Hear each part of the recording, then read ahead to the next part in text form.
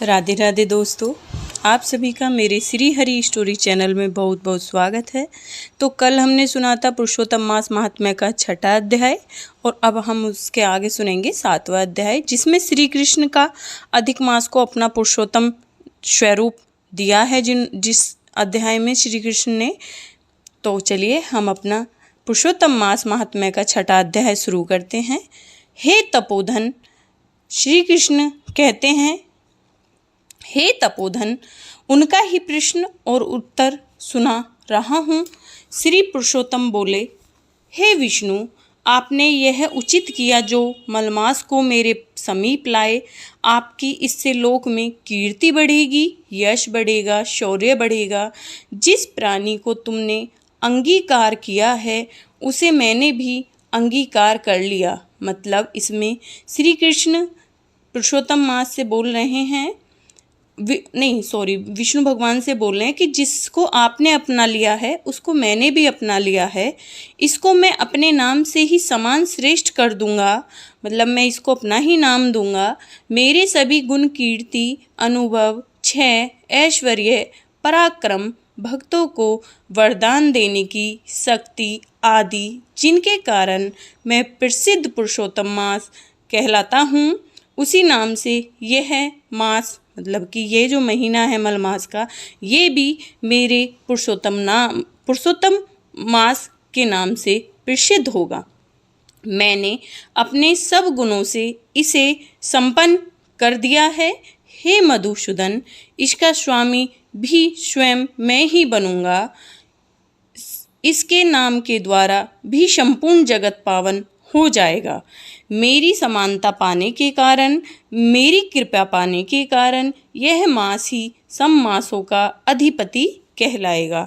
श्री कृष्ण यहाँ कहते हैं कि मेरे जैसा इसे मैंने वरदान दिया है और अब ये जितने भी महीने हैं, जितने भी मास हैं, उन सब का राजा कहलाएगा। यह मास जगत का पूज्य एवं वंदनीय हो जाएगा। मतलब ये जो महीना है ये इतना पूजा जाएगा कि लोग इसकी दिन रात वंदना नहीं, लोग इस मास में मेरी दिन रात वंदना करेंगे।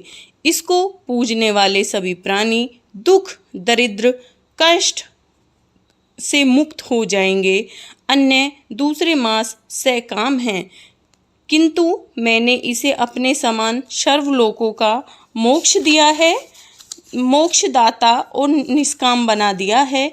जो व्यक्ति इस अधिक मास की पूजा करेगा वह अपने समस्त कर्मों से मुक्ति करके निसंदेह मुझे प्राप्त करेगा। वह पुरुषोत्तम मास अब बिना किसी परिश्रम और कष्ट के मेरे पद को पा गया है। इसको पूजने वाले सब व्यक्ति भी केवल एक मास के पूजन व्रत से बिना कष्ट के, जरा और मृत्यु से रहित होकर इस पद को प्राप्त करेंगे। चतुर्मासिक यज्ञ करके स्वर्ग की प्राप्ति होती है और वहाँ के भोग भोगने के पश्चात पुण्य पृथ्वी पर आना पड़ता है। किंतु विधि एवं श्रद्धा पूर्वक जो इस पुरुषोत्तम मास को पूजेगा, मतलब कि जो पुरुषोत्तम मास महीने में श्री हरि विष्णु का ध्यान, जप, दान और पूजा करेगा, कथा का श्रवण करेगा, इस मास में जो भी व्यक्ति मुझे पूजेगा उसको 100 यज्ञों के बराबर फल प्राप्त होगा और वह व्यक्ति परिवार सहित मुझे निश्चय ही प्राप्त करेगा। मुझे प्राप्त कर वह जन्म, मृत्यु आदि, व्याधि एवं जरा आदि सभी से मुक्त होकर इस संसार में जन्म नहीं लेगा। मेरे परम धाम को जो वेद वह धाम बतलाते हैं, जहाँ से फिर आना नहीं होता, सत्य ही है। मैं जो इस मास का स्वामी होता हूँ उसे मैंने ही प्रतिष्ठित किया है और मेरा नाम पुरुषोत्तम नाम भी इसको प्राप्त हुआ है। हे विष्णु, भक्तों की पूजा मुझे बहुत प्रिय है।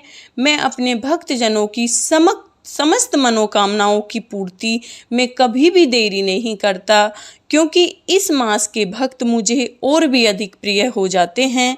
मैं उनकी कामनाओं को तो और भी जल्दी पूर्ण करता हूँ। जो महा अज्ञान में घिरे व्यक्ति हैं वे जप दान नहीं करेंगे, सत्कर्म नहीं करेंगे और देव विप्र और तीर्थों से शत्रुता करेंगे, वे दुराचारी और भाग्योजीवी दुष्ट व्यक्ति कभी सुखी नहीं होंगे, चिर दुखी रहेंगे। वे दुष्ट और दुर्भागी होकर जन्म लेंगे। जो मूर्ख जीव इस अधिक मास की उपेक्षा या अवहेलना करेगा, इसमें धार्मिक कार्य संपन्न नहीं करेगा, वे नरक में जाएंगे। जो तृतीय वर्ष के पश्चात तृतीय वर्ष के बाद आने वाले अधिक मास में इन धार्मिक आचरणों को नहीं करेंगे, वे कुंभी पाक नरक को प्राप्त होंगे। इस संसार में जन्म लेकर वे पुत्र पौत्री स्त्री आदि के महान दुख रूप दावानल में पड़कर जलेंगे।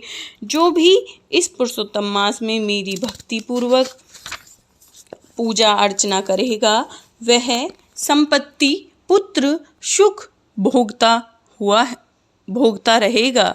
अंत में मेरे इस गोलोक धाम को प्राप्त करेगा। हे रमापति, इस मास के विषय में आप चिंता न करें और बैकुंठ लोक पधारें और इसको अपने साथ ही ले जाएं। अधिक मास को श्री नारायण बोले। इस प्रकार विष्णु भगवान श्री कृष्ण के मधुर वचनों को सुनकर अधिक मास को अपने साथ लेते हुए श्री विष्णु गरुड़ पर विराजमान होकर बैकुंठ को पधारे। तो प्यारे भक्तों, हमारा पुरुषोत्तम मास महात्म्य का 7वां अध्याय यहीं समाप्त होता है। कल हम 8वां अध्याय लेकर आएंगे, जिसमें श्री कृष्ण का युधिष्ठिर आदि से द्रौपदी के पूर्व जन्म का वर्णन है। तो चलिए अब हम तुलसी आरती कर लेते हैं और विष्णु चालीसा कर लेते हैं, क्योंकि कथा के बाद हमें ये करना बहुत जरूरी होता है। श्री विष्णु चालीसा दोहा। विष्णु सुनिए विनय सेवक की चित लाय, कीरत कुछ वर्णन करूं दीजे ज्ञान बताए। चौपाई। नमो विष्णु भगवान खरारी, कष्ट न सावन अखिल बिहारी। प्रणव जगत में शक्ति तुम्हारी, त्रैभुवन फैल रही उजियारी। सुंदर रूप मनोहर सूरत, सरल स्वभाव मोहनी मूरत। तन पर पीतांबर अति सोहत है, बैजंती माला मन मोहत है। शंकर चक्र कर गदा विराजे, देखत दैत्य सुरदल भाजे। सत्य धर्म मद लोभ न गाजे, काम क्रोध मद लोभ न छाजे। संत भक्त सज्जन मनरंजन, तनुज अरु दुष्ट दल कंजन। सुख उपजाए कष्ट सब भंजन, दोष मिटाए करत जन संजन। पाप काट सभव सिंधु उतारण, कष्ट नाश सब भक्तन भक्त उवारण। करत अनेक रूप प्रभु धारण, केवल आप भक्ति के कारण। धरणी देनु बन तुम्हारी पुकारा, तब तुम रूप राम का धारा। भार उतारे असुर दल मारा, रावण आदि को सनहारा। आप 12 रूप बनाया, हिरणाक्ष को मार गिराया। धर्मत से धन सिंधु बनाया, 14 रतन को निकलाया। अमीलक असुरन द्वंद मचायो, सारे वेद तुम्ही ने पायो। रूप मोहनी आप दिखायो, देवन को अमृत पान कराया। असुरन को छवि से बहलाया, कुकुर्म रूप धर सिंधु मझाया। मंद्राचल गिरी तुरत उठायो, शंकर का तुम फंद छुड़ाया। भस्मासुर को रूप दिखाया, वेदन को जब असुर डुबोया। कर प्रबंध तूने ढूंढवाया, मोहित बन कर खली नचाया। उसी कर से भस्म कराया, असुर जलंधर अति बलदाई। शंकर से उनकीन लड़ाई, हार पार शिव शकल बनाई। कीन सती से छल खल जाई, सुमिरन कीन तुम्हें शिविरा। बतलाई सब विपत्ति कहानी, तब तुम बने मुनीश्वर ज्ञानी। वृंदा की सब सुरती भुलानी, देखत दीन दनुज सैतानी। वृंदा आए तुम्हें लपटानी, हो स्पर्श धर्म क्षतिमानी। हनासुर उर शिव सैतानी, तुमने धरू प्रहलाद उबारे। हिरणाकुश आदि खल मारे, गणिका और अजामिल तारे, बहुत भक्त भव सिंधु उतारे। हरियो सकल संताप हमारा, कृपया करियो हरि सिरजनहारे। देखूं मैं नित दरस तुम्हारे, दीन बंधु भक्तन हितकारे। चहत आपका दर्शन दीजे, करियो दया अपनी मधुसूदन। जानू नहीं योग्य जप पूजन, होय यज्ञ स्तुति अनुमोदन। शील दया संतोष सुलक्षण, विदित नहीं व्रत बोध विलक्षण।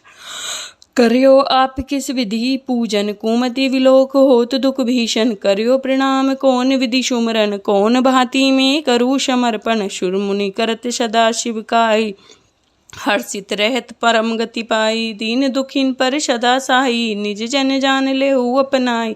पाप दोष संताप नसावो, भव बंधन से मुक्त कराओ। सुत संपत्ति देश को उपजाओ, निज चरणन का दास बनाओ। निगम सदा ये विनय सुनाए, पढ़े सुने जो जन सुख पावे। हमारी विष्णु चालीसाएं हैं समाप्त होती है। बोलो विष्णु भगवान की जय, श्री कृष्ण भगवान की जय, श्री पुरुषोत्तम भगवान की जय। तो बस हम आज तुलसी आरती और कर लेते हैं, क्योंकि तुलसी मैया हमारे श्री हरि को बहुत प्रसिद्ध हैं, बहुत प्रिय हैं। और कहते हैं कि पुरुषोत्तम मास में तुलसी माँ की पूजा का भी बहुत महत्व है। तो चलिए तुलसी आरती करते हैं। तुलसी महारानी नमो नमो, हरि की पटरानी नमो नमो। धन तुलसी पूरन तप कीनो, शालग्राम बनी पटरानी। धन तुलसी पूरन तप कीनो, शालग्राम बनी पटरानी। जाके पत्र मंजरी कोमल, श्रीपति कमल चरणन लपटानी।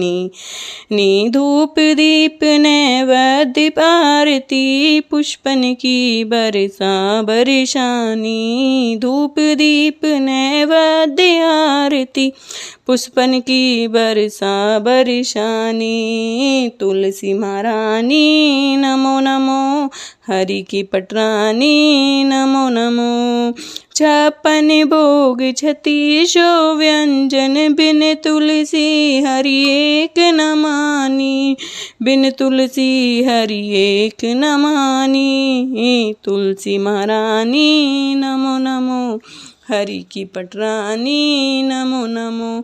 सभी सखी मैया तेरा यश गावे, भक्ति दान दीजो महारानी। भक्ति दान दीजो महारानी। तुलसी मैया हैया हरे हरे, तुलसी महारानी नमो नमो, हरि की पटरानी नमो नमो। बोलो तुलसी मैया की जय, विष्णु भगवान की जय, श्री कृष्ण भगवान की जय, पुरुषोत्तम मास की जय। तो प्रिय भक्तों, अगर आपको मेरी कथा अच्छी लगी हो तो लाइक शेयर और सब्सक्राइब जरूर करें।